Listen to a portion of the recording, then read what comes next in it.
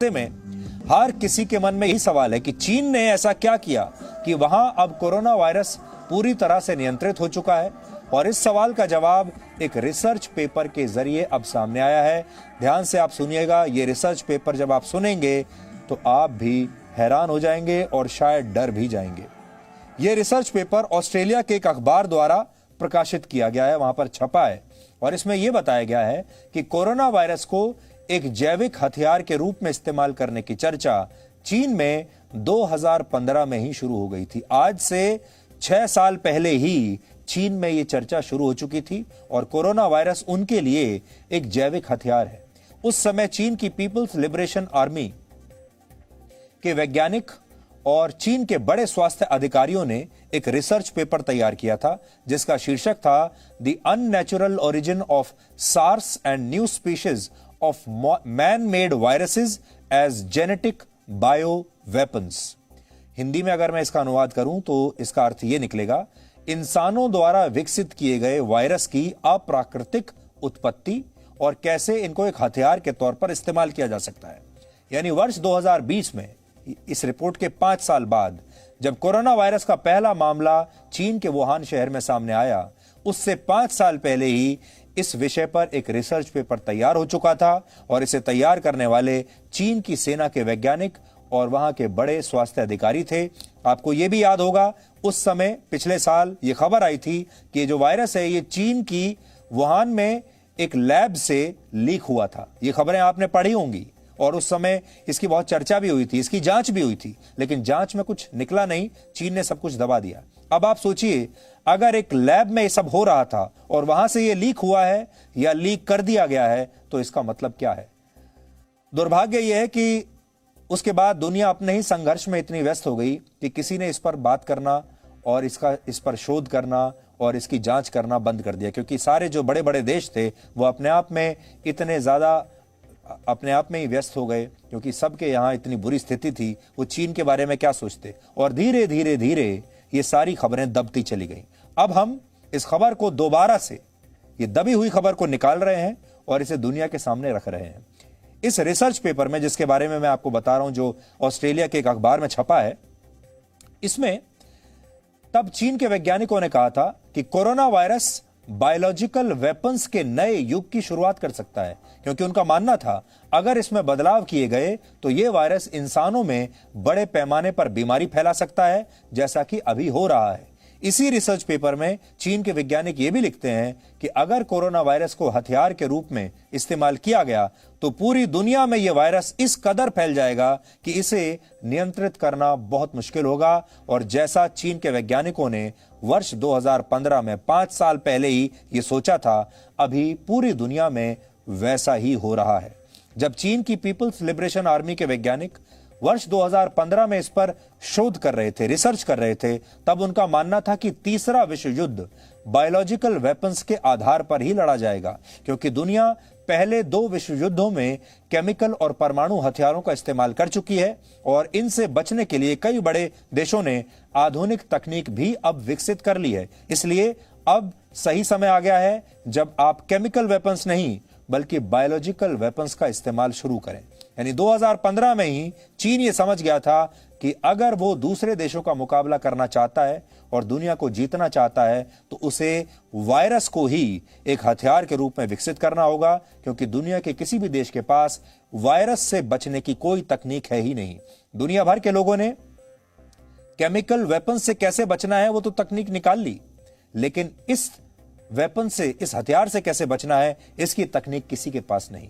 और इसी loop hole को चीन वर्षों पहले समझ गया था। इस रिसर्च पेपर की सबसे बड़ी बात यह है कि चीन ने आज से 6 वर्ष पहले ही यह मान लिया था कि कोरोना वायरस को युद्ध में भी इस्तेमाल किया जा सकता है और इसे लंबे समय तक जिंदा रखने की क्षमता भी चीन के पास मौजूद है। ऑस्ट्रेलिया के जिस अखबार ने इस रिपोर्ट को प्रकाशित किया है उसमें यह बताया गया है कि अमेरिका की खुफिया एजेंसियों ने अपनी जांच के दौरान यह रिसर्च पेपर हासिल कर लिया था, जिसे दूसरे देशों के साथ भी शेयर किया गया और अब यह रिसर्च पेपर पूरी दुनिया के सामने आ चुका है। अब इसे लेकर जिन बातों पर जोर दिया जा रहा है उन्हें भी आप जान लीजिए। पहली बात यह कि चीन कोरोना वायरस को जैविक हथियार के रूप में विकसित कर रहा था और संभव है कि उसी ने यह वायरस इंसानों के बीच फैलाया हो और दूसरी बात ये कि ये भी मुमकिन है कि चीन जब कोरोना वायरस को विकसित कर रहा था एक हथियार के रूप में, तो ये वायरस वुहान की एक लैब से लीक हुआ और इंसानों के बीच फैल गया। चीन पर ये सारे प्रश्न इसलिए भी उठते हैं क्योंकि उसने कभी भी इसकी जांच के लिए वर्ल्ड हेल्थ ऑर्गेनाइजेशन को सहयोग नहीं किया। अगर वो सही है और यह वायरस उसकी लैब से इंसानों के बीच नहीं फैला है, तो फिर चीन किसी भी तरह की जांच से इतना घबराता क्यों है? ये एक बहुत बड़ा सवाल है और इसी सवाल का जवाब ढूंढते हुए अमेरिका की खुफिया एजेंसियां इस रिसर्च पेपर तक पहुंच गईं। और अगर इस रिसर्च पेपर को पूरी तरह से सही मान लिया जाए तो ये कहना गलत नहीं होगा कि कोरोना वायरस से मारे गए 32 लाख लोगों की हत्या हुई है और इस नरसंहार के लिए, इन 32 लाख लोगों की हत्या के लिए चीन को जिम्मेदार माना जाना चाहिए। भारत में भी अभी जो हालात हैं वो चीन के ही इस कोरोना वायरस के कारण पैदा हुए हैं। हम और आप आज जो संघर्ष कर रहे हैं, अपने चारों तरफ मृत्यु देख रहे हैं, अंधकार देख रहे हैं। हर रोज हम जब सुबह उठते हैं तो अपने मोबाइल फोन पर किसी ना किसी की मृत्यु की खबर हमारे पास होती है। सुबह सुबह उठकर व्हाट्सएप खोलने में डर लगता है। सुबह सुबह उठकर किसी का फोन अगर आता है तो उस फोन को सुनने में डर लगता है कि न जाने किसकी मृत्यु की खबर हो, न जाने किसके संक्रमण की खबर हो। जो भी फोन बजता है ऐसा लगता है कि या तो ये किसी अस्पताल में बेड दिलवाने के लिए होगा, या फिर किसी को ऑक्सीजन दिलवाने के लिए होगा, और या फिर किसी की मृत्यु का समाचार होगा। ये स्थिति भारत में अब आ चुकी है। यह हम आपको एक और बात बताना चाहते हैं, वो ये कि कोरोना की दूसरी लहर से पहले भारत कई देशों को वैक्सीन भेज रहा था, कई देशों को मदद कर रहा था, जिस पर हमारे देश के बहुत सारे नेता और बहुत सारे लोग अब आपत्ति कर रहे हैं कि भारत दूसरे देशों को मदद क्यों कर रहा था, ये वैक्सीन दूसरे देशों को क्यों भेज रहा था। और इससे अंतर्राष्ट्रीय मंच पर भारत की छवि कुछ महीने पहले तक बहुत मजबूत हो रही थी। आपको भी याद होगा, मार्च तक पूरी दुनिया में अंतर्राष्ट्रीय स्तर पर भारत की छवि बहुत मजबूत थी, क्योंकि न सिर्फ भारत ने इस वायरस को कंट्रोल करके रखा बल्कि दूसरे देशों तक मदद भी पहुंचाई ऐसे समय में। लेकिन फिर जैसे ही भारत दूसरी लहर की चपेट में आया, चीन ने इसे एक शानदार मौके की तरह लिया और अब चीन इस मौके का पूरा फायदा उठाकर अपनी छवि को चमकाने में लगा हुआ है। आपको याद होगा, अब हम अपनी स्थिति से ही संघर्ष कर रहे हैं। अब हमारे पास इतना न तो समय है न संसाधन है कि हम दुनिया के बाकी देशों के बारे में सोचें। अब तो हमारी स्थिति यह है कि अगर हमने अपने बारे में ही सोच लिया वही काफी है। अगर अपने आप को इस संकट से निकाल लिया वही हमारे लिए बहुत है। बाकी देशों के बारे में तो अब हमारे पास न फुर्सत बची है और ना ही हमारे पास संसाधन बचे हैं।